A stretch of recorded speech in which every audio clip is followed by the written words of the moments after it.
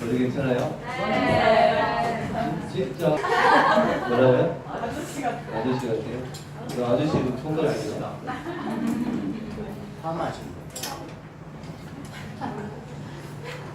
누구 닮았어요? 아무도 안 닮았어요. 김진건 목사님 닮았다.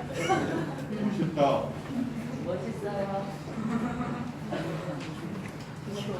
전혀 그렇게 생각합니다. 머리 가지고 자꾸 장난치면 안 되는데 이, 태어나서 처음으로 이렇게 파마를 해봤어요. 더 길었으면요. 실수하시고. 근데 누구 닮았다고 하더라고요. 누군 닮았어요? 나중에 사진 보여줄게요. 자, 모든 세상도 그렇고 나라 가정 가문도 그렇고 항상 시작이 있고 그리고 과정이 있고 결과이고 끝이지만 우리에게는 이제 성취라고 하죠. 근데 이 시작도 시작 전이 있어요. 제가 어저께 머리를 하러 갔다 왔는데 부산에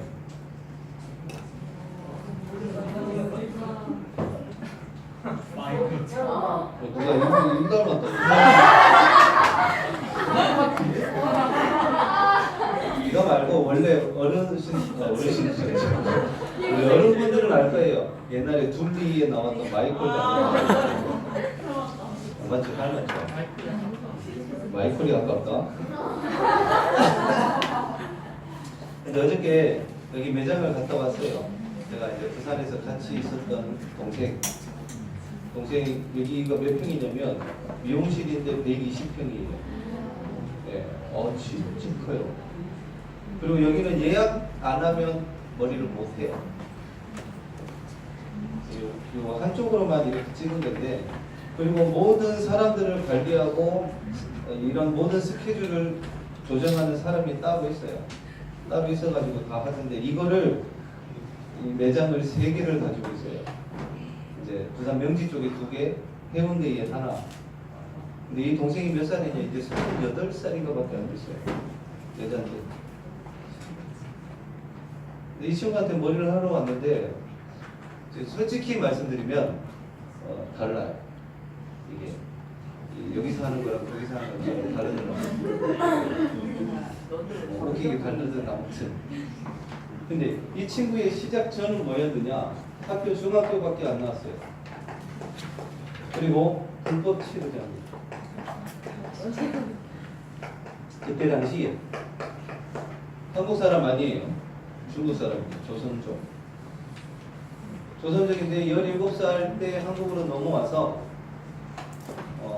불법 체류자로 있었어요. 그래서 어디 갈 데가 없으니까 교회 안에서 이제 우리랑 같이 사는 거지. 그때 이 시작 전은 사실 이 친구의 시작 전은 이거였어요. 근데 시작을 어떻게 했느냐? 목사님이 이 친구한테 그랬어요. 네가 중국에 있다가 한국에 돈 벌러 온 게 하나님의 뜻이겠느냐? 진짜 돈 벌려고 한국에 왔냐? 그게 아니라고 심은 거예요. 먼저 예수 그리스도를 영접하고 이 친구의 시작은 이 언약을 가지고 시작을 했어요. 그럼 과정은 어땠느냐? 5평에서 시작을 했습니다.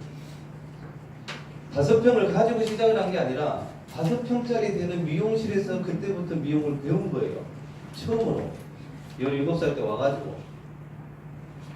이게 오해하지 마시고, 보통 대부분의 사람들이 이러거든요. 미용 자격증을 따가지고 바로 오픈을 해서 진짜 밥 먹고 살기 위해서 해요. 이 친구는 안 그랬어요. 5평짜리에서부터 17살 때까지 쭉 해오면서 현장에서 직접 체험을 한 거예요. 계속 훈련받고 아니면 연수하러 가고. 제가 몇 군데 이 친구가 이제 거기서 훈련을 받고 이제 자격증을 따고 이제 결혼을 해서 한국 이제 시민권이라고 하죠. 국적을 땄어요. 그래서 결혼을 하면 그게 되니까. 그래가지고 동아대 병원 앞에서 미용실을 처음 열었는데 작아요. 여기 한 반만 하나? 동네 그냥 미용실이라. 근데 이 친구가 했던 게 뭐냐면 무슨 연수가 있거나 중요한 기술을 좀 배울 수 있는 곳이 있거나 그런 시간이 되면 가게 문 닫아버려요. 닫고 가요. 돈 안 벌어도 좋다 그거예요. 근데 이 5평에서부터 시작을 했을 때 저도 봤거든요. 정말 힘들게 하더라고. 돈도 제대로 못 받고 불법 체류자인데다가 어디 가지도 못하고. 그러면서 이 친구가 했던 게 훈련 속으로 들어갔어요. 두 가지, 영적인 훈련과 함께 기능적인 부분들도 같이 훈련 속으로 들어간 거예요. 지금은 120평짜리 3개. 제가 어저께 여기 가보니까 직원만 한 20명이 되는 것 같아요. 직원만 딱 보니까. 이제 나이 38이 9. 그런데 이건 연계 문제가 아니라 이 친구가 지금 많은 사람들을 도와요. 그 교회 안에 이제 살았던 친구들도 돕고, 물론 교회도 돕고 마찬가지입니다.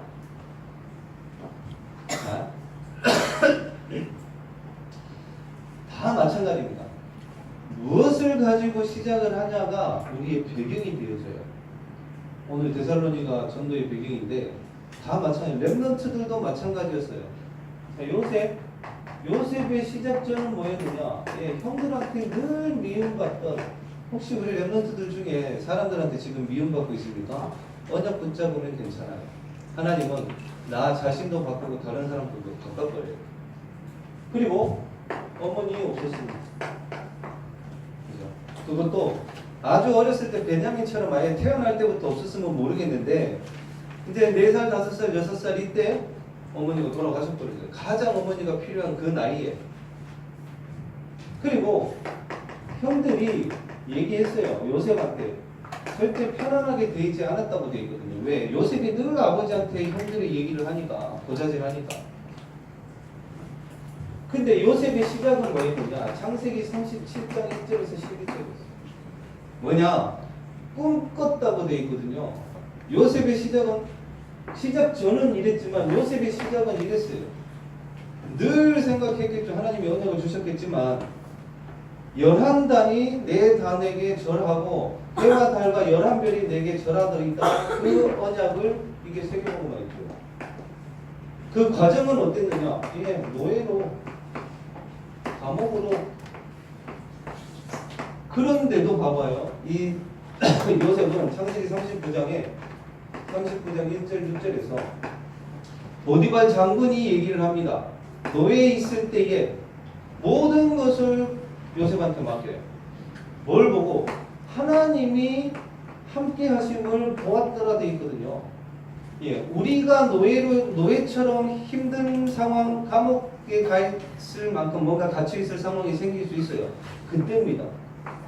하나님이 나와 함께 하신다라는 사실을 진짜로 이런 과정 속에 누리고 있다라면 하나님은 성취를 하셔요. 어떻게? 창세기 41장 38절에 바로왕이 얘기합니다. 이와 같이 하나님의 영에 감동된 사람을 본 적이 없다라고 얘기를 해요. 그것도 불신자가. 언약으로 붙잡으시기 바랍니다. 모든 우리의 시작은 이렇게 돼야 돼요. 하나님의 영에 감동된. 공부도 마찬가지입니다. 그거를 봤다고 되어 있거든요. 그리고 모세의 시작전은 입양하였고 살인자였고 도망자였어요. 힘들겠죠. 입양한 사람들 보면 쉽지 않은 삶이었던 것 같아요. 그리고 여기에 하나 나오는 거, 모세의 특징, 절대 말 못하는 사람. 저도 저거 이해해요. 진짜 말 못할 때의 그 어떤 부분들. 근데 이 모세의 시작은 출애굽기 3장 1절에서 18절에 있습니다. 특히 18절. 여기서 하나님이 모세 보고 내 신을 벗으라고 합니다.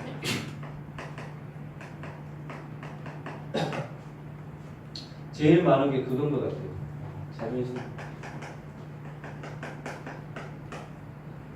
또 상처. 쉽게 얘기하면요. 내가 왜 화가 나고 자꾸 짜증이 나고 우울한 줄 알아요? 이거 상처예요. 근데 모세의 시작은 출애굽기 3장 18절에 있습니다. 이 이스라엘 백성들을 출애굽시키는 것도 물론 맞았지만 희생제사, 모세의 시작은 예배였어요. 그 부모님이 또 이거를 알고 있었어요. 왜냐? 요게벳과 모세의 아버지 부모님이 레위인이었거든요. 하나님께 예배하는 자. 그 시작을 통해서 모세의 과정에서는 많이 있었어요. 죽음의 위기인 홍해 앞에서 이스라엘 백성들이 한 거 보세요. 얼마나 많은 불평과 불신앙을 하는지. 심지어는 이 이스라엘 백성들이 모세를 죽이려고 했다니까요. 생각을 했어요. 한 200만 명이나 되는 이 이스라엘 백성들이 모세를 원망하고 죽인다라고 한번 생각을 해보세요. 그때의 모세의 심정이 어땠겠는지.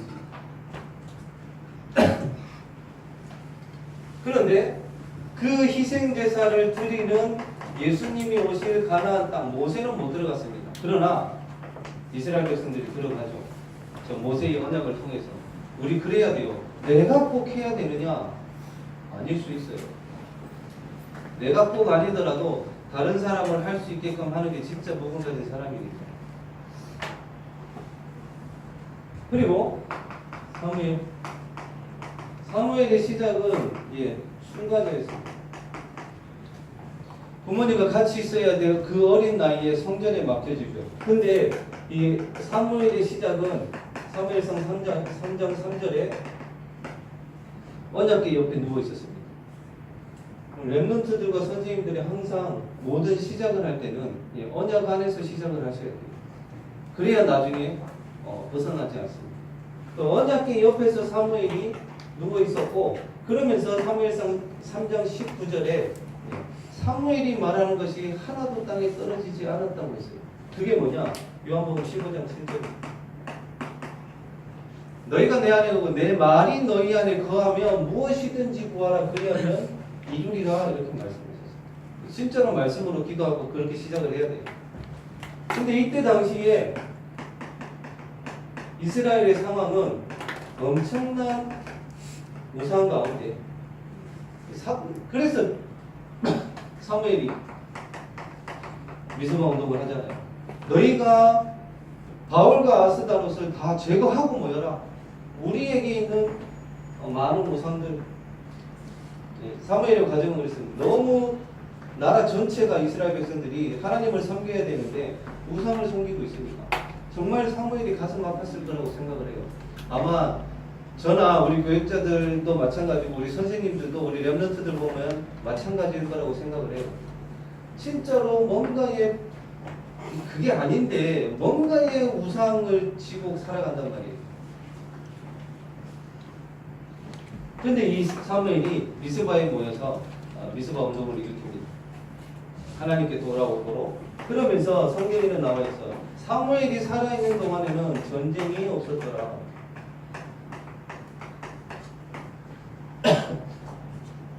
언약 안에 있다라면 진짜 싸우지 않고 이길 수 있어요. 왜? 하나님이 역사를 하시기 때문에, 말씀으로. 그리고 다윗은 목동이었고, 또 여기도 다윗의 형들이 다윗을 밀고 있었죠. 근데 이때 다윗의 시작은 사무엘상 16장 13절에 사무엘이 와가지고 다윗에게 기름을 붓습니다. 그때 성경에 나와 있는 말씀. 이날 이후로 다윗에게 여호와의 영이 크게 임하니라, 이렇게 있습니다.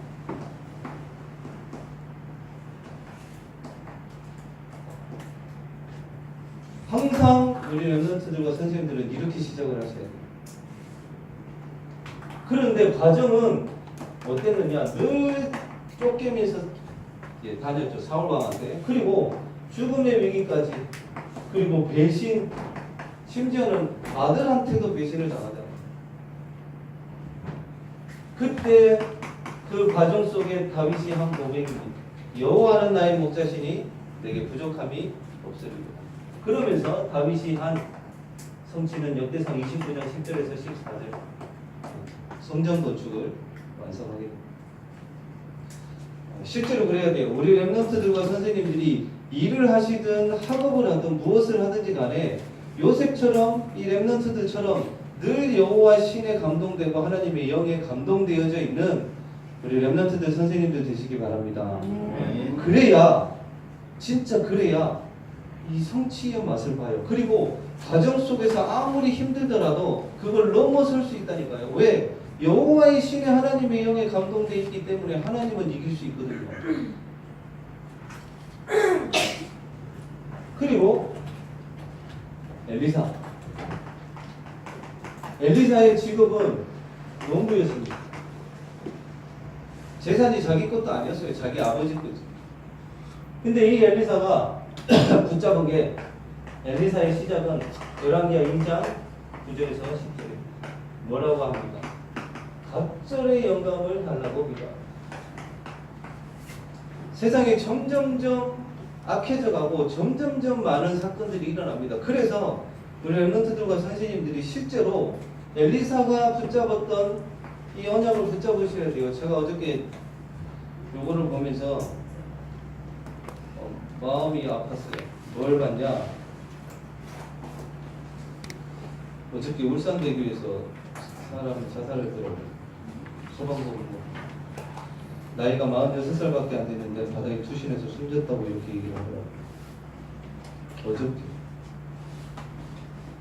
그리고 댓글을 밑에 쭉 보다가 보니까 한 댓글에 뭐라고 하냐면 진짜 소방공무원들 힘들다 이렇게 얘기를 하면서 자기가 아는 지인분도 어저께 자살했다고 이렇게 얘기하더라고요. 지금 현장은 우리가 이거 아니면 못 이겨요. 그리고 살려낼 수도 없고 우리가 오히려 영향을 받고 랩런트들 선생님들 저도 마찬가지 진짜 갑절의 영감 받으시기 바랍니다. 그래야 살려요. 근데 이 엘리사에게는 늘 유혹이 있었어요. 우리도 그럴 수 있죠. 지금 시험 기간인데 공부해야 되느냐 메시지를 들어야 되느냐 그죠? 공부를 더 해야 되느냐 기도 수첩을 해야 되느냐 유혹이 와요. 왜 엘리사도 그랬거든요. 베델과 여리고 요단을 갔을 때에 거기에 머무르면 모든 재산과 그리고 명예와 자리 다 얻을 수 있는데 엘리사는 그거 이겨냈어요. 그걸 이겨내고 나서 한 말이 갑절의 영감을 달라고 그랬어요. 그리고 지명수배자였습니다. 아람 군대에서 저 사람을 딱 찍어서 죽인다고 했거든요. 근데 이 엘리사는 하나님이 주시는 그 갑절의 영감을 통해서 도단성 운동을 일으킵니다. 마찬가지 여기도 싸우지 않고 이깁니다. 주의 천군 천사들이 있는 것을 그 하인에게 알게 해요. 그리고 이사야의 과정은 원래는 왕족이에요. 왕족인데 나중에 어떻게 되느냐? 나중이지만 나중에 톱으로 펴서 죽습니다. 이사야의 시작은 다른 게 아니었어요. 이사야 1장 13절. 지금 이 시대에 북이스라엘과 남유다가 망해가는 것을 얘기를 하는데 사람들이 말을 안 들어.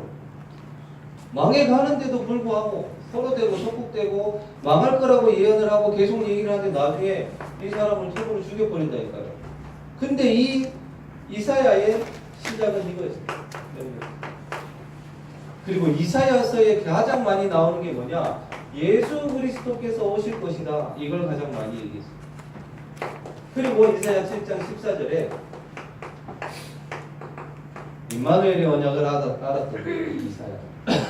그래서 나중에 무엇이 성취되냐면 실제로 예수 그리스도께서 오신 것을 그대로 얘기를 하죠. 그가 찔림은 우리의 허물을 임하여 예수님께서 어떻게 죽으실지 그대로 예언을 합니다. 그게 나중에 그대로 성취되어집니다. 그리고 마지막으로 바울은 핍박자였습니다. 핍박자였는데 나중에 그 과정을 보면 오히려 핍박을 받아요. 예수 그리스도를 핍박했던 그 사람이 그리스도 때문에 핍박을 받는다니까요. 얼마나 많이 죽음 앞에 그리고 많이 맞기도 맞았고 같은 동족에게 어려움 당하고 배도 파선하고 마흔에 하나 가만 두 39대를 3번이나 퇴장을 당하고 엄청난 핍박을 받았어요. 그런데 이 사도 바울이 가졌던 언약은 사도행전 9장 15절 내 이름을 이방인과 임금들에게 전할 나의 택한 그릇이다라고 언약을 붙였고 그러면서 이 어려움 속에서 얘기를 합니다. 이 과정 속에서 내가 로마도 보아야 하리라고. 그리고 나중에 그대로 성취되죠. 사도행전 27장 24절 가이사 앞에 서게 됩니다. 실제. 그러면 이 사도 바울이 나중에는 무엇을 보냐면 로마서 16장의 인물들을 실제로 세웁니다. 그게 성취된 거예요. 사실상 전도운동을 위해서. 그러면 우리가 시작과 과정과 이 성취가 이 성취를 아는 사람이 오늘 나와 있죠. 팀을 이루는 거예요. 시작과 과정과 성취를 만약에 모르게 되면 어떻게 되느냐? 얘 진짜 황폐해져요, 사람이. 황폐하다는 거는 가벼운 거예요. 랩런트들은 가벼운 사람 되면 안 돼요. 다른 사람들한테 늘 무시당하는 그런 사람 말고. 왜 그러냐면 황폐해져서 그래요. 기도할 수 없고 말씀 들을 수 없고 찬양할 수 없는 것도 황폐해진 거예요. 그리고 내 말은 말라버린 거야. 하나님의 은혜도 없고 하나님은 늘 은혜를 주시는데 내가 황폐해져라니까 그 은혜가 안 느껴지는 거예요. 그리고 갈라디아서 지난주 황폐한 논 땅 보여줬죠. 거기로 사단이 틈을 타요. 생각에서 황폐해지는 날. 시작과 과정과 성취를 아는 사람이 팀을 이루어야 실제로 전도운동이 일어나는데요. 저도 지금 어저께 처음으로 연세요양병원에서 팀을 이뤘어요. 근데 그 요양병원을 지금 1년 반 동안 들어가는데 처음에 들어갈 때는 사람들이 많이 모였어요. 물론 그 속에서는 실제로 이제 그 개인의 어떤 일이나 여러 가지 업들 때문에 못 오시는 분도 있었는데 제가 볼 때는 그런 분도 계시더라고요. 어르신들하고 예배를 드리니까 별 이런 역사들이 안 보여. 당장은. 그러니까 다 떨어져 나가요. 떨어져 나가고요. 어저께 몇 명 모였느냐? 그저께 저랑 포함해서 3명 딱 모였어요. 진짜로 할 사람 2명이 딱 남더라고요. 2분이. 왜냐? 이거를 모르면 지속 안 해요. 그런 사람이 팀을 이루어야 되고, 그리고 이 랩런트들처럼 저 응답을 어떻게 받았느냐, 하나님의 말씀의 성취를 어떻게 보느냐, 이 사람들에게는 교회가 있었어요. 3가지입니다. 첫 번째, 오늘 말씀에 나와있죠. 사도 바울이 회당을 들어갔습니다. 뭐예요? 어떤 모임을 얘기를 합니다. 특히 예배. 우리 선생님들 수요, 철야, 예배 꼭 함께 하시기 바랍니다. 규례가 있었다니까요. 이 규례가 있는 사람은 이 응답을 받아요. 탁월함. 탁월함이 뭐냐면 남다른 버릇, 끈질긴 버릇. 그때 이게 나와요. 다른 사람이 할 수 없는. 그 다음에 규례, 메시지, 선전 시간 꼭 하시셔야 됩니다. 안 그러면요, 요 2개가 빠져버리면 진짜 황폐해져 버려요. 어떤 식으로 황폐해지냐? 예배 안 드려도 괜찮구나. 사라져요. 나중에 이렇게 돼버려요. 그리고 세 번째로, 한 주의 시작도 그렇고 하루의 시작도 그렇고 하루를 시작하는 시간과 정리하는 시간이 있어야 돼요. 물론 이걸 기도라고 하겠죠. 이 규례가 있어야 요 랩런트들처럼 응답을 받습니다. 그리고 세 번째로 전도의 열매가 있다라고 하셨죠. 헬라인의 큰 무리가 함께 했다고 되어 있는데 로마서 1장 16절에 보면 이 헬라인들이 헬라 문화 아시죠? 로마서 1장 16절에 보면 사도 바울이 이렇게 고백을 합니다. 내가 복음을 부끄러워하지 아니하노니 이 복음은 모든 사람에게 주는 하나님의 능력이 됨이라 하면서 첫째는 유대인에게요, 그 다음에 헬라인에게라고 이렇게 얘기를 합니다. 왜냐하면 헬라인들이 엄청 똑똑하고 지식이 엄청났거든요. 근데 사도 바울은 거기에 대고 얘기를 합니다. 내가 복음을 부끄러워하지 않는다라고. 근데 그런 사람들이 많이 모였다라고 얘기를 해요. 오늘 사도행전 17장에 보면. 그리고 귀부인들, 그리고 야손이라는 사람을 찾게 됩니다. 사도 바울과 신라가 도망치게 돼요. 그 사도 바울과 신라를 잡으러 오는 사람들을 야손이 숨겨줍니다. 그런 열매들이 일어났어요. 언제? 진짜 이 규례가 있는 사람에게.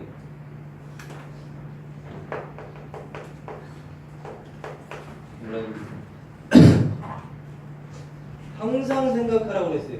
어저께도 말씀을 주셨는데 우리 교역자 수련회, 정부 교역자 수련회 때도 목사님이 말씀을 주셨어요. 모든 사람은 이해하고 수용하고 초월해라. 이게 안 되면 서론 인생이라고 그랬어요.